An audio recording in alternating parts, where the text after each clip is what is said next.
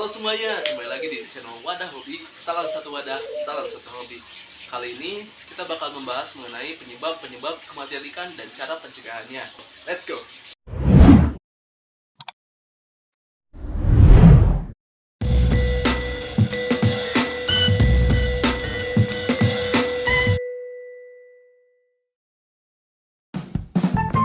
Jangan lupa like, komen, dan subscribe. Nyalakan lonceng notifikasinya. Oke, pasti teman-teman ini pernah ngalamin di mana ikannya itu tiba-tiba mati secara tiba-tiba padahal nggak ada apa-apa. Karena saya dulu tuh pernah ngalamin di mana satu kolam dan satu akuarium itu hilang entah kemana padahal nggak ada apa-apa gitu kan, nggak ada hujan, nggak ada apa. Dan karena itu saya cari tahu, saya ulik lagi, ternyata inilah beberapa penyebab kematian ikan. Oke, satu, ini yang pertama ya, itu kualitas air. Jelas tuh kualitas air sangat mempengaruhi keberlangsungan hidup ikan. Apalagi ikan hias nih yang cenderung lebih sensitif terhadap lingkungannya daripada ikan-ikan ternak lainnya seperti ikan lele, ikan mas, patin, dan lain-lain. Nah, untuk menjaga kualitas air sendiri, ini cukup gampang. Kita cukup cek apakah airnya keruh, apakah airnya berwarna. Misalkan berwarna kuning, itu berarti kita harus ganti itu airnya. Tapi kalau untuk ganti air sendiri ini kita nggak boleh terlalu sering, karena bisa saja si ikan stres kalau misalnya kita ganti air itu terlalu sering. Cukuplah 1 bulan sekali kita ganti airnya, atau ketika airnya benar-benar keruh dan kita perlu mengganti airnya. Nah, untuk suhu air itu ada di kisaran 22 sampai 30 derajat Celcius supaya si ikan ini tidak stres. Oke, yang kedua itu pH air yang terlalu tinggi atau terlalu rendah. Nah, pH air tinggi itu disebut basa dan pH air terlalu rendah itu disebut asam, dan dua-duanya itu dapat berakibat fatal pada keberlangsungan hidup ikan. Jadi kalau misalnya kita melihara ikan, kita harus punya air di pH yang punya pH netral atau di sekitaran 6 sampai 8 tuh pH meternya. Nah, untuk mengecek pH ini sendiri itu pakai alat khusus yang namanya tuh kertas lakmus dan pH meter, atau juga ada nih kayak indikator alami gitu kan yang bisa kalian cari tahu di Google. Itu biasanya kalau kertas lakmus atau pH meter kayak gini nih. Kalau kita misalnya menggunakan air yang setiap hari kita minum itu dari sumur yang biasanya kita masak terus kita minum, itu biasanya kita nggak perlu harus khawatir dengan pH air, karena pH air sendiri itu biasanya akan berubah ketika ada bangkai ikan atau terlalu sering terpapar matahari. Nah ini dua faktor ini yang dapat mengubah si pH air. Yang pertama itu air dapat berubah menjadi asam ketika si kolam ini tuh banyak bangkai tanaman atau bangkai ikan. Nah, bangkai ikan atau bangkai tanaman ini tuh kan dia akan mengalami proses pembusukan kan di dalam air. Nah, si bakterinya ini tuh bakal mengubah pH airnya ini karena proses pembusukan tersebut. Dan proses ini tuh bakal juga berpengaruh terhadap suhu air, karena bakteri ini tuh menghasilkan panas ketika melakukan proses pembusukan, sehingga ya terlalu panas buat si ikan gitu. Jadi kalau misalnya ada bangkai ikan atau bangkai tanaman, itu harus cepat-cepat diangkat.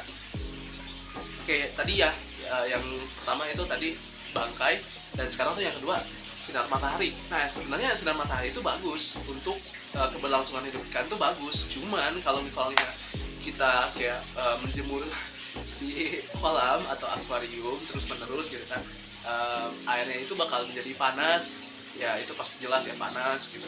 Atau yang kedua nih, kalau misalnya dia terlalu sering terpapar sinar matahari, si kadar karbon dioksida dalam air itu bakal menurun karena dia bakal menguap dengan air.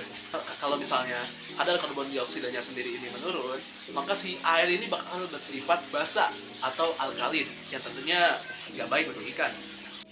Oke, sekarang yang ketiga, poin ketiga ini stres. Jadi kalau misalnya ikan itu sama seperti manusia, dia gampang terkena stres, apalagi ikan hias.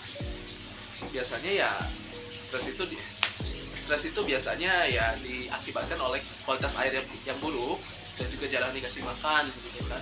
Atau dia mungkin punya ruang gerak yang sedikit, seperti terlalu banyak tanaman, itu dapat mengakibatkan si ikan tidak dapat bergerak. Nah, ikan stres ini tuh biasanya ditandai dengan apa sih? Nah, biasanya nih ikan stres itu ada ciri-cirinya. Misalkan dia warnanya pucat dan dia terlalu nafsu makan, dia nggak terlalu banyak bergerak, biasanya ada bintik-bintik putih di sekujur tubuhnya. Untuk menjaga si ikan ini stres atau tidak itu gampang. Kita perlu menjaga kualitas air dan sering rutin memberi makan dan menjaga pH-nya agar tetap stabil. Oke, so keempat, penyakit ikan. Penyakit ikan sendiri ini tuh dia ya sama seperti stres, dia bakal pucat, dia bakal nggak nafsu makan, dia diem terus di dasar kolam biasanya kayak gitu, dan dia ada bintik-bintik putih di sekujur tubuhnya. Nah, bintik-bintik putih ini tuh kita biasanya sebut dengan penyakit jamuran atau saprolegnia. Nah, saprolegnia ini atau jamuran ini biasanya terjadi ketika kita tuh baru masukin ikan baru, dan si ikan baru yang itu bawa penyakit dari luar, atau dia terkena luka dan airnya tuh tidak bagus. Nah, kalau misalnya si ikan ini terkena penyakit, kita harus cepat-cepat tuh angkat si ikan, terus kita karantina di wadah lain, dan di wadah lainnya itu kita kasih garam ikan atau obat ikan yang kalau misalnya teman-teman mau cari itu ada di tempat akuarium itu pasti ada obat virus. Atau kita misalkan mau pakai obat alami, bisa juga tuh pakai daun ketapang. Nah, bagi yang nggak tahu, daun ketapang tuh kayak gini. Oke, faktor kelima. Yang kelima ini keracunan. Nah, kalau misalnya teman-teman punya kolam baru atau tangki baru, kita harus lakukan dulu tuh air di kolam tersebut supaya zat-zat kimianya dapat terangkat. Dan setelah kita endapkan, airnya kita ganti dengan air baru, kita endapkan kembali, dan kalau misalnya dirasa si zat kimianya udah menghilang, itu baru kita masukkan ikan-ikan kita. Oke, selain itu, keracunan juga dapat dipengaruhi oleh faktor lainnya, kayak misalkan kita punya sabun gitu masuk ke air, nah itu keracunan ikannya. Kalau misalnya kita punya AC dan kulkas di rumah, itu juga dapat menyebabkan ikan keracunan. Kalau kalian punya AC di rumah atau kulkas, ini jaga agar si akuarium itu jauh dari AC, atau setidaknya tutup akuariumnya dengan apapun itu, jadi si air atau tangki airnya itu tidak terlalu sering terpapar oleh gas freon yang dikeluarkan oleh AC. Nah, supaya lebih optimal, si airnya ini tuh harus sering diganti juga supaya si gas freonnya tidak menumpuk. Oke, mungkin sampai di sini aja kita sudahi dulu video kali ini. Terima kasih yang sudah nonton sampai akhir. Jangan lupa kalau misalnya kalian menemukan video ini bermanfaat, like dan subscribe. Juga kalau misalnya kalian punya kritik dan saran, komen di bawah. Sampai jumpa kembali di video berikutnya. Salam satu wadah, salam satu hobi.